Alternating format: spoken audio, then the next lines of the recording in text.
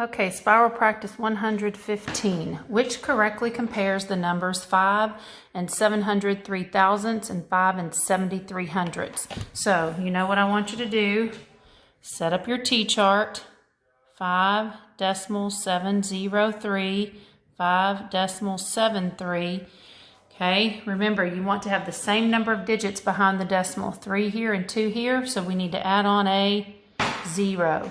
So we're going to add on that 0, okay, compare, and you always look to the left and look at the whole numbers first. They're the same. 7s are the same in the tenths place. Here we have a 0 and a 3. 0 is going to be less than 3. So 703 thousandths is going to be less than 730. So let's see if we can find that one. This says 73 is greater than. That's not, is less than. So 730 is not less than 703. This says 703 is greater. That is not the case. Equal, we know that they are not the same. This says 703 is less than the 73 hundredths or the 730. That is true. The correct answer is D.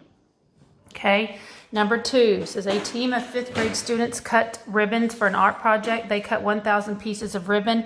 Each ribbon they cut is 1 45 hundredths meters long. Which equation represents the number of meters of ribbon the team cut for the art project? So they're saying if this is one piece of ribbon, it is 1 45 hundredths meters long. They're going to do that 1,000 times. So you're going to take 1 45 hundredths and multiply that by 1,000. Okay, so all of the answer choices over here work so far. Remember that when you're multiplying and you have zeros, that just simply means you're going to move your decimal that number of times. Now you have to remember if you're going right or left. If you're multiplying, your number's going to get bigger, which means you're going to move your decimal to the right 3 times because we have 3 zeros. So here's our decimal. We're going to move it 1, 2, 3. Remember, numbers can only have 1 decimal, so this one has gone away. We moved it. The empty space we're going to fill in with a 0. Okay, so when you look back at your answer choices, the one that works here is J. And number 3 says Rebecca paid $20.80 to place an advertisement in the local newspaper. The cost was $40 per word. How many words were in Rebecca's advertisement? Now this is going to be a division problem. $20.80 divided by 40 cents.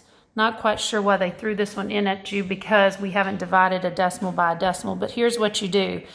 If you have decimals in your divisor, you move it to the end. So when we moved it 2 times. The number of times that you move it here is the same number you would move it in your dividend. So we're going to move it 1, 2 here. And then remember, just bring it straight up. So basically it looks like 2,080 divided by 40. Okay, 40 will not go into 2, 40 will not go into 20, but 40 will go into 208. I'm going to look and see how many times 4 goes into 20, and 4 goes into 25 times. So I'm guessing it's going to go in there the same amount. 5 times 40 is 200. I have 8 left. Bring down that 0. 40 into 80. I know 4 goes into 8 2 times, so I think 40 is also going to go into 80 2 times. 2 times 40 is 80. 0 left. So that means we have 52 words. So look where it's going to get bubbled, right here. First column should be blank. You're going to bubble in the 5, bubble in the 2, and then the last 2 columns should also be left blank.